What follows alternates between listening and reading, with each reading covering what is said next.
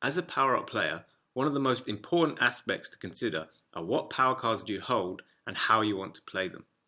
In this video, we'll go over the concept known as card cycling, how it works, and why you would want to add it to your power-up game.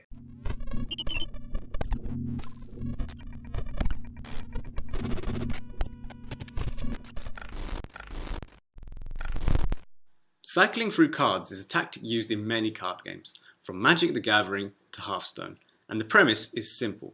You're going through the deck to find the cards you need. These cards, when used in combination, are often far better than the average, which is why it was worth essentially wasting other cards just to get them. So the first thing you need to decide in Power Up is what particular power card combinations are you looking for. In the previous video, Combination Plays, we went through a couple of ways to combine power cards. Check that video out before you attempt to figure out the combinations you are looking for.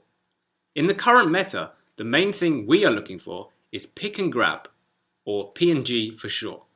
For the most part, this will include the picks of engineer and scanner, and the grabs of reload and upgrade. This combination is extra strong as it allows many more combinations and ways to win the hand. Oftentimes though, we will only have picks and no grabs, or no picks and only grabs. This calls for us to cycle through the cheaper cost cards to get these combos as soon as possible.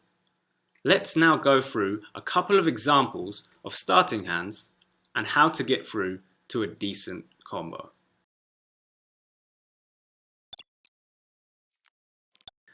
We start the game with two powers, but neither play that well together. There is no need to try and cycle them yet though, as we aren't blocking the opportunity of requiring more powers. By the next hand, we hit Disintegrate and find ourselves in one of the worst early game spots we can find.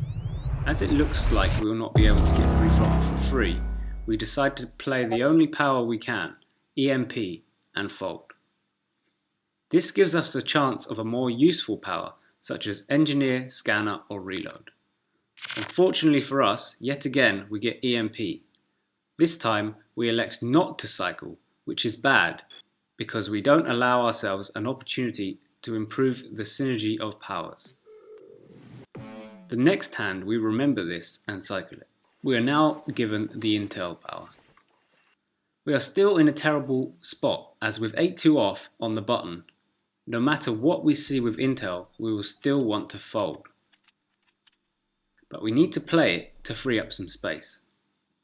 At least with Intel, we can get rid of the clone card, and we now have a much better opportunity to get some good synergy going.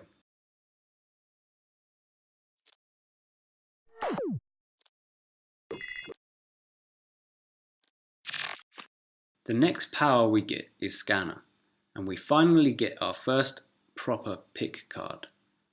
With Ace-Queen off, we can be happy to get it in pre-flop. But finally, we can get a bit of utility with Intel, whilst at the same time cycling. Because we see the next card to come is less than a queen, we can be more happy with jamming. We win the pot and on to the next hand.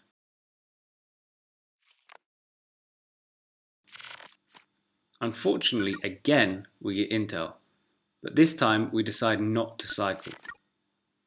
The reason for this will be explained a lot in a future video, but in essence, if we did manage to redraw next hand into a grab type power, such as upgrade or reload, we would not be able to use it in combination.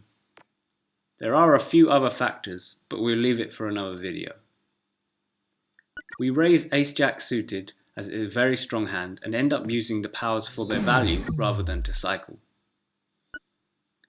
During the next two hands, we managed to pick up one of the best free power combinations in the game currently, of Scanner, Clone, and Reload.